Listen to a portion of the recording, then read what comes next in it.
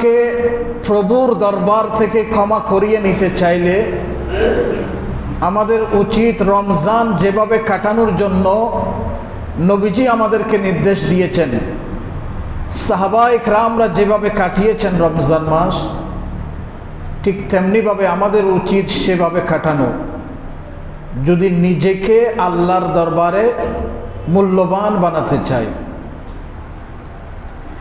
এই রমজান মাস কত মূল্যবান দেখেন।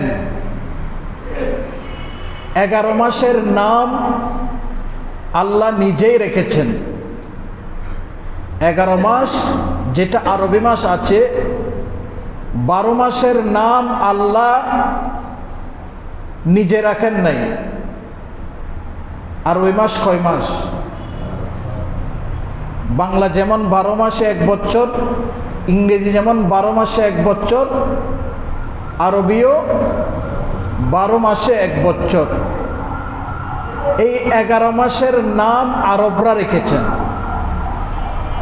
12 মাসের মধ্যে, আরবি 12 মাসের মধ্যে 11 মাসের নাম আরবরা রেখেছেন। আর একটি মাসের নাম রমজান, এটার নাম খুদ আল্লাহ রেখেছেন। সেজন্য কোরআনের মধ্যে এসেছে শাহরুর রমাদান। যেহেতু এই মাসের নাম আল্লাহ রেখেছেন, সুতরাং এই মাসের গুরুত্বও তেমন মহান হওয়া চাই। কোনো মাসকে আল্লাহ 3 ভাগে ভাগ করেন নাই। কোনো মাসকে 3 ভাগে ভাগ করেছেন? কোনো মাসকে আল্লাহ 3 ভাগে ভাগ করেন নাই। কিন্তু এই রমজান মাসকে আল্লাহ 3 ভাগে ভাগ করে রমজানের গুরুত্ব আমাদেরকে বুঝিয়েছেন। প্রথম 10 দিন রহমত, দ্বিতীয় 10 দিন মাগফিরাত, আর শেষ 10 দিন হচ্ছে নাজাত।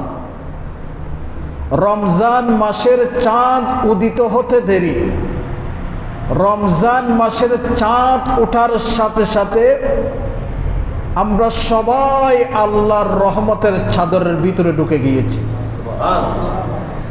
এখন আমরা আল্লাহর রহমতের চাদরের ভিতরে আছি। এই সুযোগ, এত নিয়ামত আল্লাহর কোনো মাসের মধ্যে দান করেন নাই আমাদের জন্য। হজের মাস যেটা আছে, জিলহজ মাস, যেই মাসে হাজিরা আল্লাহর ঘরে গিয়ে হজ করেন, আল্লাহর মেহমান হন, ওই মাসটাও তো কোনো নিছক মাস নয়, ঠিক না? এটাও তো কোনো সামান্য মাস নয়। হাজিরা আল্লাহর ঘরে যান, হজ করেন, বিভিন্ন ইবাদতের মাধ্যমে আল্লাহর প্রিয়ভাজন হওয়ার একটা সুযোগ থাকে। এই হজের মাসেও আল্লাহ এত গুরুত্ব হজের মাসের মধ্যে দেন নাই। শুধু যারা হজ করেন, হজ করতে আল্লাহর ঘরে যান, শুধু তাদের ফজিলতকে বৃদ্ধি করেন। নয়তো হাজি ছাড়া আর অন্য যারা আছেন, আমরা সাধারণ মানুষ যারা হজ করি না, তাদের জন্য ফজিলত এত উঁচু করেন না যেই ফজিলত যারা, যেই বছর যারা হজ করেন তাদের জন্য করেন। আর রমজান মাস দেখুন, পৃথিবীর সমস্ত মুসলিম মুমিনদের জন্য একটা নফল এবাদত করলে ওই নফল এবাদতের মাধ্যমে আল্লাহ ফরজের সওয়াব দান করেন। আবার একটা ফরজ আদায় করলে 70টি ফরজের সওয়াব আল্লাহ প্রত্যেক মুসলমান ইমানদারকে দান করেন। এটা শুধু রমজান মাসেই দিয়ে থাকেন আল্লাহ। সুতরাং আবার নবীজি রমজান মাস আসার আরো 2 মাস আগে এই রমজান মাসের প্রস্তুতি কেমন হবে সেটাও আমাদেরকে শিখিয়ে দিয়েছেন। নবীজি বলেন, তোমরা 2 মাস আগে থেকে, রজব যেই দিন শুরু হয়েছে, রজব মাস শুরু হওয়ার থেকে রজব এবং শাবান মাসে আল্লাহর দরবারে বেশি বেশি দোয়া করো যে আল্লাহুম্মা বারিক লানা ফি রজবি ওয়া শাবান ওয়া বাল্লিগনা রমাদান। আল্লাহকে বলো, হে আল্লাহ, আমাকে 2 মাসে এমন বরকত দান করো যেন তৃতীয় মাসে গিয়ে রমজান আমাকে আর কোনো দুনিয়ার জন্য ব্যস্ত হতে না হয়। ওই 1টি মাস শুধু আমি তোমার জন্য আমার সময়কে বরাদ্দ করব। 2 মাসে এমন বরকত দান করো, 2 মাসের বরকত দিয়ে রমজান মাস যেন আমি কাটিয়ে দিতে পারি, আমার সময়টুকু যেন শুধু তোমার জন্য বরাদ্দ থাকে, এভাবে আমাকে বরকত দান করো। এটাই নবীজি আমাদেরকে শিখিয়েছেন। তো রমজান মাস চলতেছে, আমাদের সকল ব্যস্ততা সব কিছু আল্লাহর জন্য হওয়া চাই।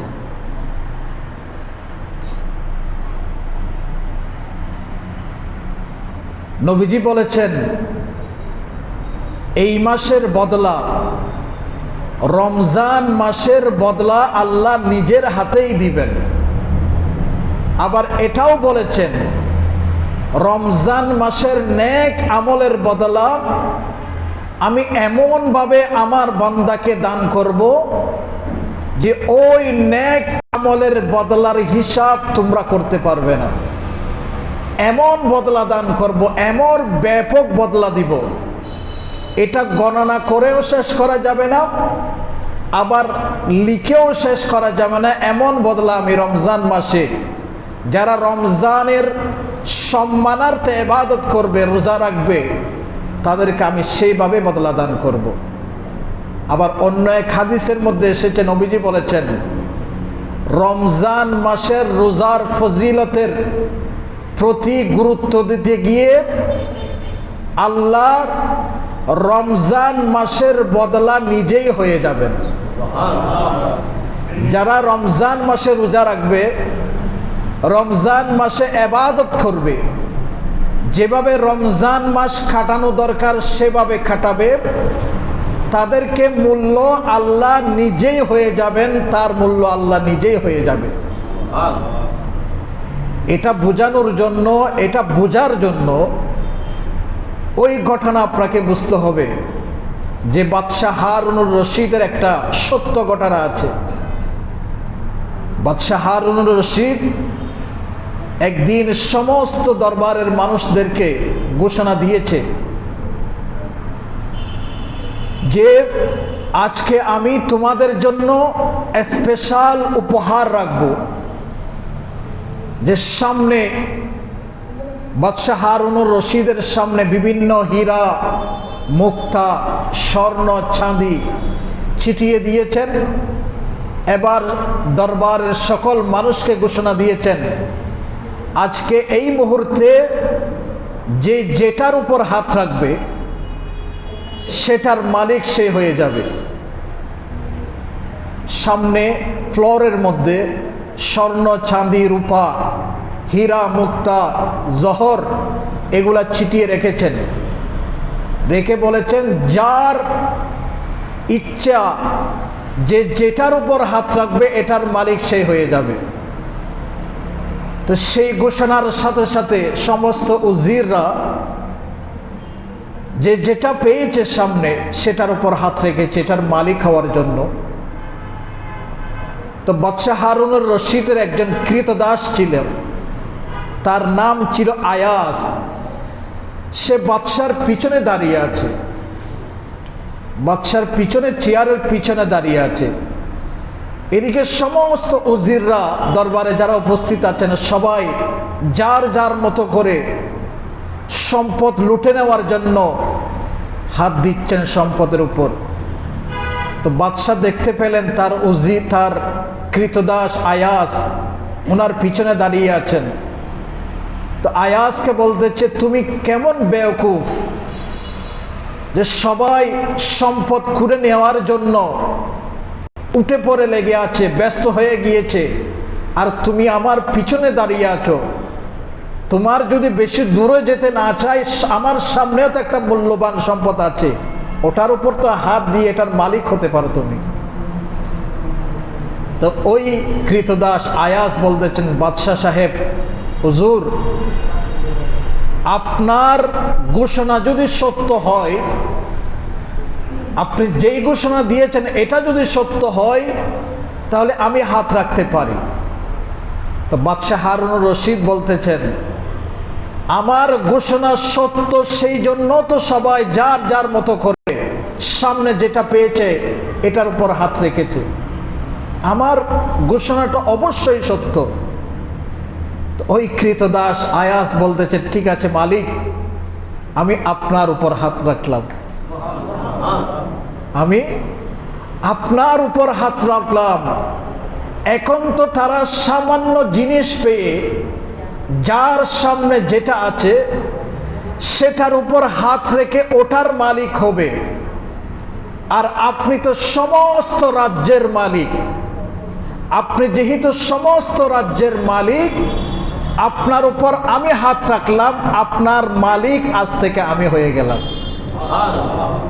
যেহেতু আপনি বলেছেন যেটার উপর হাত রাখবে সেটার মালিক সে হয়ে যাবে, আপনার উপর হাত রাখার সাথে সাথে, আপনার উপর হাত রাখার সাথে সাথে যেমন আপনার মালিক হয়ে গেলাম, সমস্ত কিছু যেহেতু আপনার অধীনে, সমস্ত কিছুর মালিক যেহেতু আপনি, সুতরাং আপনার মালিক হওয়ার সাথে সাথে সব কিছুর মালিক আমি হয়ে গিয়েছি।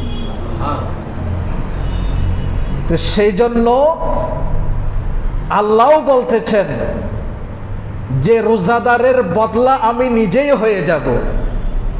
এটা ওই হাদিসের দিকে ইঙ্গিত করতেছেন। নবীজি বলতেছেন, ওয়াজাদতানি ওয়াজাদতা কুল্লা শাইইন। আল্লাহ বলেন, আমি তোমার হয়ে গেলাম, সব কিছুর মালিক তুমি হয়ে গিয়েছো।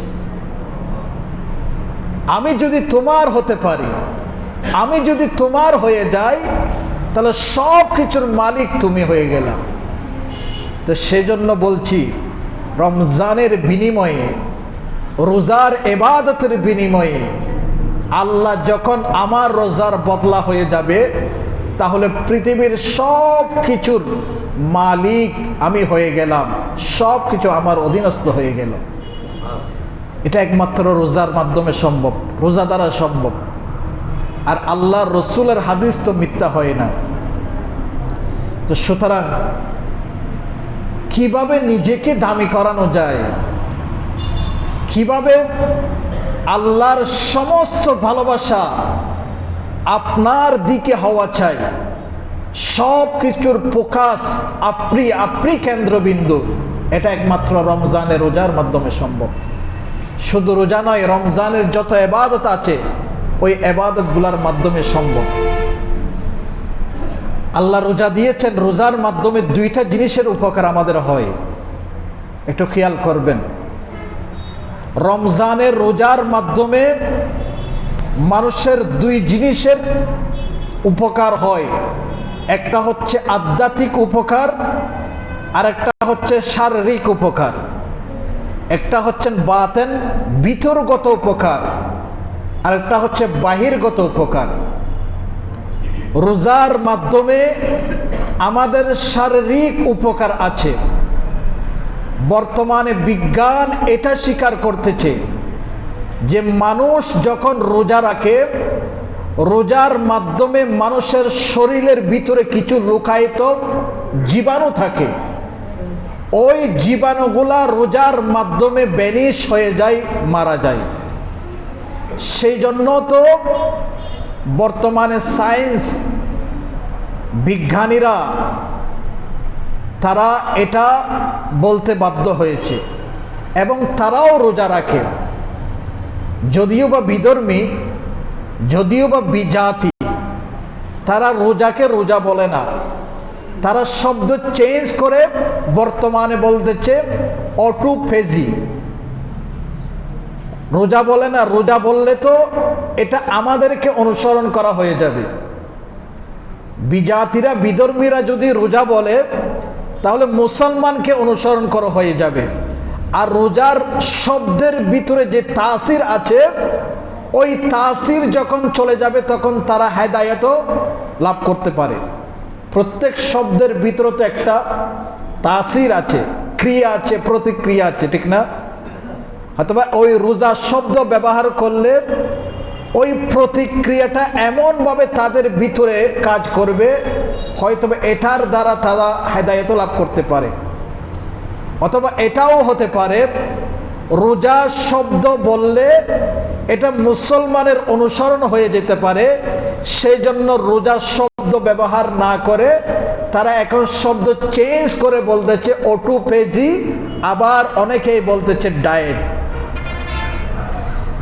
যেটাই বলেন না কেন, যেটাই বলেন না কেন, যে শব্দ দিয়ে আপনি চেঞ্জ করেন না কেন আপনার ভাষা, কিন্তু অনুসরণটা হচ্ছে মুসলমানের ইবাদতের অনুসরণ।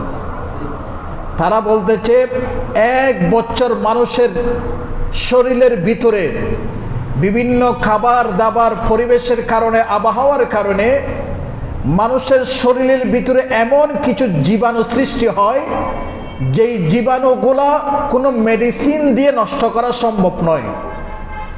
এটা নষ্ট করতে হলে মানুষকে একটা সময়, দীর্ঘ সময় ধরে উপবাস থাকতে হবে। সেজন্য বর্তমানে সায়েন্স বিজ্ঞানীরা, ডাক্তাররা নির্দিষ্ট একটা লং টাইম উপবাস থেকে এটাকে অটোফেজি শব্দে নাম দিয়ে, আবার অন্যরা ডায়েট শব্দ নাম দিয়ে এটা রোজাকে পরোক্ষভাবে অনুসরণ করার একটা পায়তারা করতেছে। আসলে এটা হচ্ছে রোজাকে অনুসরণ করা। তো এই জিনিসটা আমার রসুল আমাদেরকে ১৫০০ বছর আমাদেরকে দান করেছেন, ১৫০০ বছর আগে। তো সেই জন্য বলতেছি রমজান মাস এটা আমাদের শরীরের উপকারের জন্য একটা বড় মাস। ইবাদত এক সাইডে রাখলাম, আপনি যদি শরীরের উপকার পেতে চান, শরীর থেকে যদি বিভিন্ন রোগ থেকে শরীরকে মুক্ত রাখতে চান, তাহলে 1 মাস টানা রোজা রাখার সাথে সাথে ওই রোগগুলো আপনার শরীর থেকে বেনিশ হয়ে যাবে, সেটা আপনি বুঝতেও পারবেন না। তো সেই জন্য বলতেছি রমজান মাস আমাদের জন্য শারীরিক উপকারের একটা মাস। ওই যে ডায়েট বললাম, এই ডায়েট তো নবীজি আমাদেরকে ১৫০০ বছর আগে শিখিয়েছেন। মানুষের দৈনিক খাবারের চার্ট, রুটিন, একজন মানুষের দৈনিক খাবারের রুটিন কেমন হওয়া চাই, সেটা নবীজি আমাদেরকে আজ থেকে ১৫০০ বছর আগে শিখিয়ে গিয়েছেন। ইরানের একজন ডাক্তার সাহাবায়ে কেরামের জামানায় মদিনা শরীফে এসে একটা হাসপাতাল খুললেন। হাসপাতাল এই জন্য খুলেছেন যে ইরান থেকে মদিনা শরীফে মানুষ বেশি, সেই জন্য ওখানে মদিনা শরীফে যদি হাসপাতাল খোলা হয় বেশি রোগী পাওয়া যাবে। সে আশায় মদিনা শরীফে একটা বিশাল হাসপাতাল খুলেছেন। দিন যায় কোনো রোগী আসতেছে না।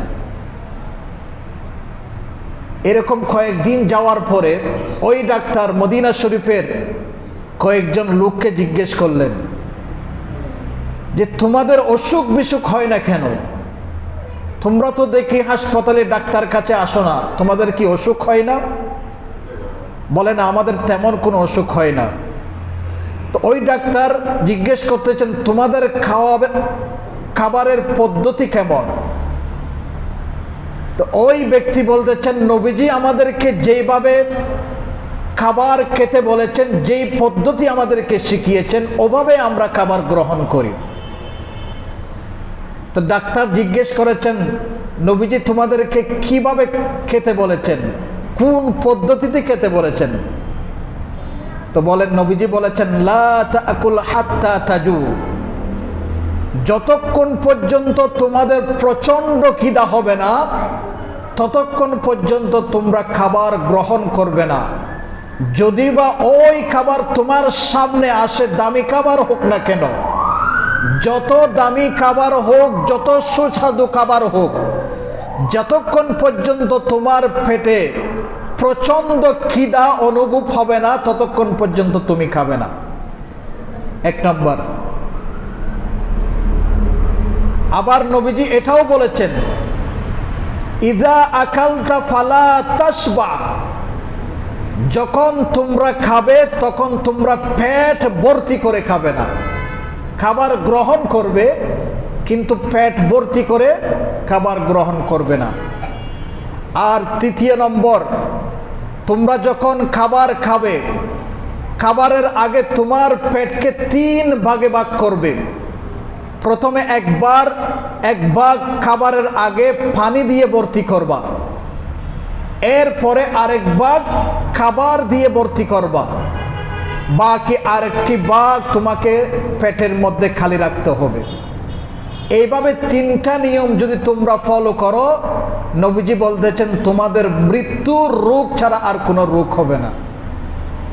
তো এই কথা শোনার সাথে সাথে ওই ডাক্তার তার হাসপাতাল গোটাচ্ছে আর মনে মনে বলতেছে, তাদেরকে বলতেছে, তোমরা যদি তোমাদের নবীর এই খাবারের রুটিন যদি তোমরা অনুসরণ করো, তোমাদের নবীর কথা অবশ্যই সত্য, তোমাদের মৃত্যু রোগ ছাড়া আর কোনো রোগ তোমাদেরকে দ্বারের কাছে এসে তোমাদেরকে কাবু করতে পারবে না।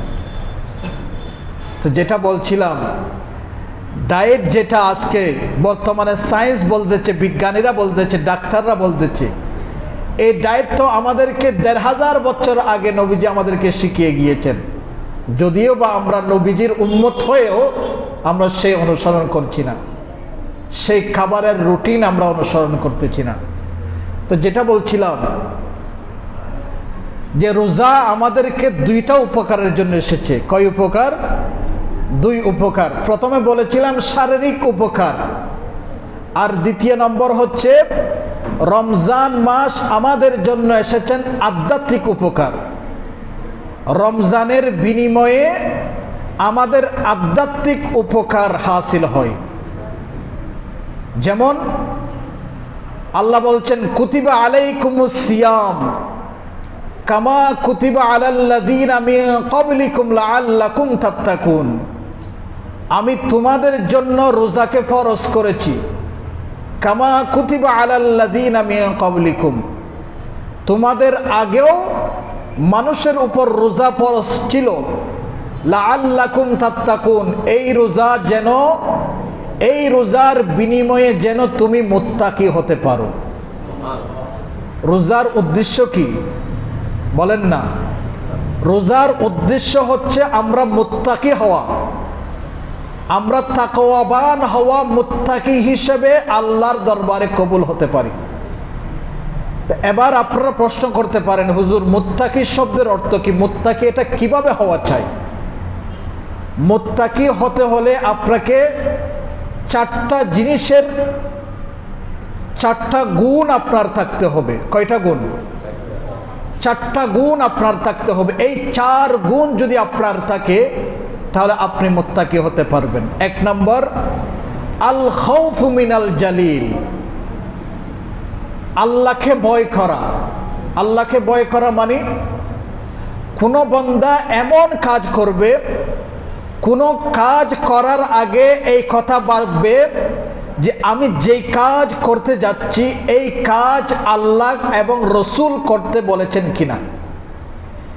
যেই কাজ আল্লাহ এবং রসুল করতে বলেছেন ওইভাবে কাজ করা, এবং কাজ করার সময় এটাই ভাবা যেই কাজ নবী এবং আল্লাহ করতে বলেছেন তারা কিভাবে করতে বলেছেন, যেভাবে করতে বলেছেন ওইভাবে করার নাম হচ্ছে আল খাউফু মিনাল জালিল। তাহলে প্রথম নাম্বার কি? আল্লাহকে ভয় করা। আল্লাহকে ভয় করা মানে যেই আমল আপনি করবেন, যেই কাজ আপনি করবেন ওই কাজ আল্লাহ এবং রসুল করতে বলেছেন কিনা, এবং আল্লাহ এবং রসুল করতে বললে কিভাবে করতে বলেছেন ওইভাবে করার নাম হচ্ছে আল খাউফু মিনাল জালিল। দ্বিতীয় নম্বর হচ্ছে ওয়াল আমল বিত্তানজিল, আল্লাহ এবং রসুল যে কাজগুলা করতে বলেছেন ওই কাজগুলা সেভাবে করা, এবং যে কাজগুলা বর্জন করতে বলেছেন ওই কাজগুলা বর্জন করার নাম হচ্ছে ওয়াল আমল বিত্তানজিল। নবীজি আমাদেরকে আল্লাহর পক্ষ থেকে যে হুকুম দিয়েছেন, যে কাজ করার জন্য হুকুম দিয়েছেন, ওই কাজগুলা করা এবং যেই কাজগুলা করতে নিষেধ করেছেন ওই কাজগুলা থেকে দূরে থাকার নাম হচ্ছে আমল বিত্তানজিল। তৃতীয় নম্বর হচ্ছে ওয়া ইস্তিদাদুল ইয়াউমির রহিম, সব সময় নিজেকে মৃত্যুর জন্য প্রস্তুত রাখা, যে আমার মৃত্যু কখন হবে সেটা আমি জানি না, হয়তোবা এখন হতে পারে, এই মুহূর্তে হতে পারে। তো সেই জন্য সব সময় নিজেকে মৃত্যুর জন্য প্রস্তুত রাখা, এটার নাম হচ্ছে ইস্তিদাদুল ইয়াউমির রহিম। আর চতুর্থ নম্বর হচ্ছে রিদা বিল কলিল, আমার প্রভু আমাকে যা দিয়েছেন, যেভাবে দিয়েছেন, যেই মানের দিয়েছেন, ওটার মধ্যে সন্তুষ্ট থাকা, ওটার মধ্যে আমাকে আলহামদুলিল্লাহ বলা। এখন তো আমরা ব্র্যান খুঁজি, কোন ব্র্যান বেশি উন্নত সেটাই খুঁজি। তো আপনাকে চিন্তা করতে হবে আল্লাহ আপনার জন্য কি রেখেছেন, কতটুকু রেখেছেন, ওটার মধ্যে সন্তুষ্ট থাকার নাম হচ্ছে রিদা বিল কলিল। এই চার জিনিস যদি আপনি আপনার মাঝে পয়দা করতে পারেন তাহলে আপনি মুত্তাকি হয়ে গেলেন। আর এই চারটা জিনিস একসাথে এক সময়ে পাওয়া যায়, সেটা হচ্ছে এই রমজান মাসে। সেই জন্য রমজান মাসে মুত্তাকি হওয়া, তাকওয়াবান হওয়া, এটা অনেক অংশে সহজ হয়ে যায় অন্য সময় থেকে। সুতরাং আমাদেরকে রমজান যে উদ্দেশ্য, রমজানের উদ্দেশ্য হচ্ছে আমরা সবাই তাকওয়াবান হওয়া চাই, আমরা সবাই পিওর হওয়া চাই, এটা যেন হতে পারে, এটাই হচ্ছে রমজানের উদ্দেশ্য। তো সেই জন্য এই সুযোগ আল্লাহ আমাদেরকে দিয়েছেন এই রমজান মাসে। গত জুমায় বলেছিলাম কোরআন তেলাওয়াতের জন্য একটা জিনিস মনে রাখবেন,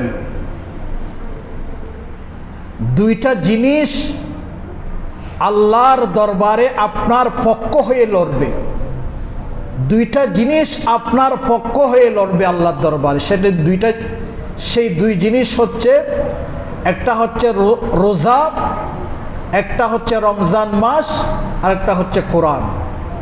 এই দুই জিনিস আল্লাহ এই মাসে দিয়েছেন, কোরআনও দিয়েছেন এই মাসে, রমজানও দিয়েছেন এই মাসে। সেই জন্য আল্লাহ বলেন শাহরু রমাদান আল্লাযী উনজিলা ফীহিল কুরআন। রমজান এবং কোরআন, এই দুই জিনিস যদি আপনার পক্ষে থাকে, আমার পক্ষে থাকে, আমাদের পক্ষে থাকে, কোনো জিনিস আমাদেরকে ক্ষতি করতে পারবে না। সেজন্য রমজান মাস কোরআন নাজিলের মাস, চেষ্টা করবেন বেশি বেশি করে কোরআন তেলাওয়াত করতে। কোরআন তেলাওয়াত করতে জানেন না, সমস্যা নাই, যারা কোরআন তেলাওয়াত করতে জানেন তারা কোরআন যখন তেলাওয়াত করবে তাদের পাশে বসুন, কোরআন তেলাওয়াতের আওয়াজ শুনুন। সেই কোরআন তেলাওয়াত করার কারণে যে সওয়াব পাচ্ছে, আপনি শোনার কারণেও একই সওয়াব পাবেন। আর যদি এটাও সম্ভব না হয়, এটাও পাচ্ছেন না, তাহলে এই রমজান মাস 30 দিন কোরআনকে মহব্বত করুন। অজু করে কোরআন হাতে নিন, কোরআনের পৃষ্ঠা উল্টান, কোরআনকে মাথায় রাখেন, চোখে রাখেন, চুমু দেন, আপনার বুকের মধ্যে রাখেন। কোরআনের প্রতি মহব্বত প্রকাশ করুন এবং আল্লাহকে বলুন, আল্লাহ কোরআন তেলাওয়াত করতে তো আমি জানি না সহি শুদ্ধভাবে, কিন্তু তোমার কালাম এই কোরআনকে তো আমি মহব্বত করতেছি, কোরআনের প্রতি, তোমার কালামের প্রতি আমার মহব্বত আছে। আল্লাহ এই কোরআন তুমি এই রমজান মাসে নাজিল করেছো, তোমার কোরআনকে, তোমার কালামকে আমি মহব্বত করে আদর করতেছি, বুকের মধ্যে মালিশ করতেছি, চোখের মধ্যে মালিশ করতেছি। আল্লাহ এই কোরআন যেন আমার পক্ষে থাকে, কবরের মধ্যে, কিয়ামতের ময়দানে যেন আমার পক্ষে কোরআন দাঁড়ায়, আল্লাহ সেই ব্যবস্থা করে দাও। কোরআনের প্রতি যদি আপনার এইভাবে মহব্বত প্রকাশ করেন, এই কোরআন কোনো দিন বিপদে আপনাকে ছেড়ে যাবে না।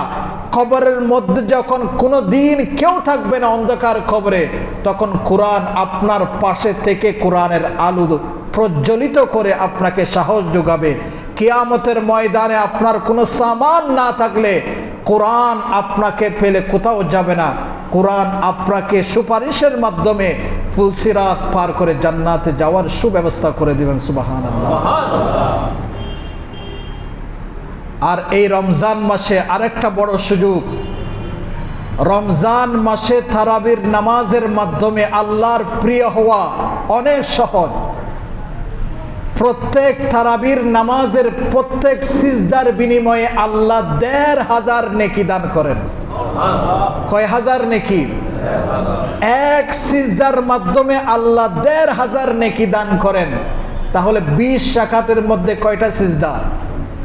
৪০টা সিজদার মাধ্যমে আল্লাহ ১৫০০ করে প্রত্যেক দিনের তারাবির বিনিময়ে আপনাকে ৬০,০০০ নেকি দান করবেন। আর প্রত্যেক তারাবির বিনিময়ে আল্লাহ আপনার জন্য জান্নাতে একটা সুন্দর কামরা বরাদ্দ করবে। সেজন্য তারাবির নামাজ আদায় করবেন, দুঃখার মধ্যে পড়বেন না।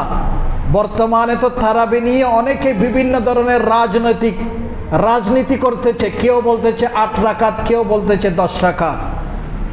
দুঃখার মধ্যে পড়বেন না।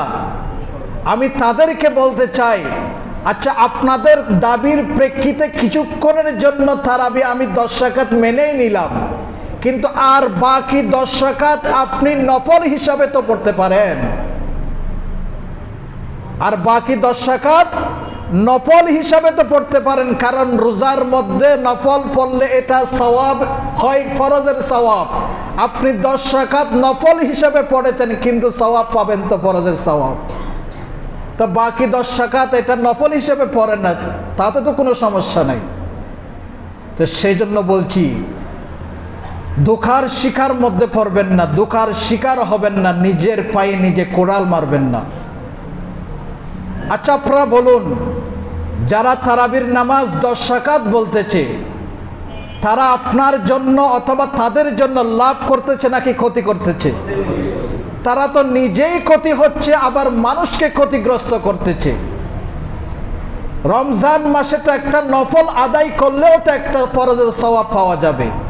তো রমজান মাসে এসে আপনাকে ২০কে কেন ১০ করতে হচ্ছে? এটা ২০কে ২০-এর মধ্যে রাখুন। এটা যদি ২০ না হয়ও বাকি 10টা আপনি ফরজের সওয়াব পাচ্ছেন, এটা তো আপনার লস হচ্ছে না, এটা তো আপনার লাভ হচ্ছে। সেই জন্য তারাবির নামাজ পড়বেন।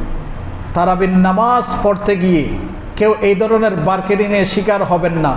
মার্কেটিং করার কোনো প্রয়োজন নেই। আমরা ২০ রাকাত পড়ি, ২০ রাকাত আমরা পরে আসতেছি এবং ভবিষ্যতে ইনশাল্লাহ ২০ রাকাত পড়ব। আবার অনেক সময় দেখা যায় যে ৭-৮ দিন, ৪-৫ দিন মসজিদ ভরপুর থাকে। এমনও হয় যে প্রথম ১-২ দিন তো ইমাম সাহেব দাঁড়ানোর জায়গাও পান না। এমন মুসল্লি থাকেন, প্রথম কয়েকদিন তো ইমাম সাহেব মসজিদের ভিতরে ঢুকতেও পারেন না, দাঁড়ানোর জন্য জায়গাও পান না। আবার দিন যেতে যেতে যখন ১ সপ্তাহ হয়ে যায়, মসজিদের মধ্যে মুসল্লি পাওয়া যায় না। এটা করবেন না। আবার অনেকেই, আমাদের দেশে একটা কুসংস্কার শুরু হয়েছে, এটা আপনারা মাইন্ড করবেন কিনা জানি না, সত্য কথা আমাদেরকে বলতে হয়। এখন অনেকে ৩ দিনে খতম ধরেছে, ৬ দিনে খতম ধরেছে, ১০ দিনে খতম ধরেছে। আচ্ছা আপনারা বলুন, এটা কি কোরআনের হক আদায় হচ্ছে? ইসলাম তো আপনাকে এত কঠিন করে ইবাদত করতে বলা হয় নাই। 3 দিনে যিনি খতম পড়তেছেন, সময় কতক্ষণ লাগতেছেন? আমি তো কোনোদিন পড়ি নাই, আপনারা অনেকে পড়েছেন হয়তোবা।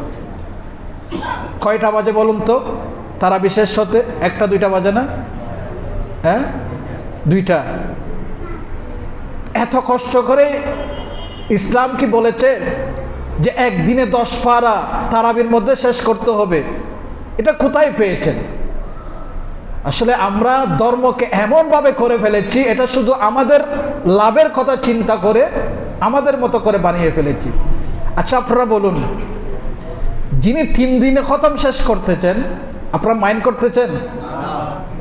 যিনি 3 দিনে খতম শেষ করতেছেন, 6 দিনে খতম শেষ করতেছেন, যিনি খতম তারাবির ইমামতি করতেছেন তিনি পড়তেছেন, আর যারা পিছনে আছেন আমার মনে হয় না এতক্ষণ তারা দাঁড়িয়ে আছেন।